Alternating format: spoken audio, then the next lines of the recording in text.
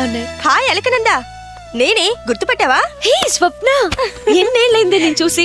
How are you? ఏం చేస్తున్నావు అసలు? నా స్టోరీ తర్వాత విందువు గాని ఈ షాప్ ఎవరిదే? నా షాపే, ఐమ్ ది ఓనర్. కోటీశ్వరుడి కూతురివి హాయిగా ఏసీ రూమ్ లో కూర్చొని ఎంజాయ్ చేయక ఎందుకొచ్చిన అవస్థ ఇది? లుక్, మనం చేసే ప్రతి పని డబ్బు కోసమే కాదు. సొసైటీలో బతకాలన్నా, మనుషుల్ని మేనేజ్ చేయాలన్నా అనుభవం చాలా ముఖ్యం. అర్థమైందా?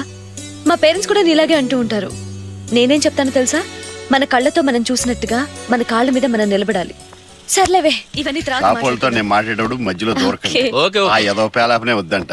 ఎక్స్క్యూజ్ మీ, కస్టమర్స్ వచ్చారు స్వప్న, నువ్వు వెళ్ళి కాసేపు అలా కూర్చో. Okay, yes please. ఈ వేళ మా ఫ్రెండ్ కాళిదాస్ పుట్టినరోజు అండి. ఓకే, గ్రీటింగ్ ప్లస్ బొకే పంపించాలి. ఓకే, పంపించాల్సింది ఏ ప్లేస్ కి? యూరే, కానీ అతనికి తెలియకుండా ఉండాలి. ప్రియురాలు పంపినట్టు మీరు మధ్యలో దూరదన్నా. మా వాళ్ళు మిమ్మల్ని కన్ఫ్యూజ్ చేస్తున్నారు. మా ఫ్రెండ్ కి ప్రస్తుతం ఊళ్ళో ఎవరు పంపించినట్టు మీరు డెలివరీ చేయాలి. ఇంతకన్నా డీటెయిల్స్ అడగండి.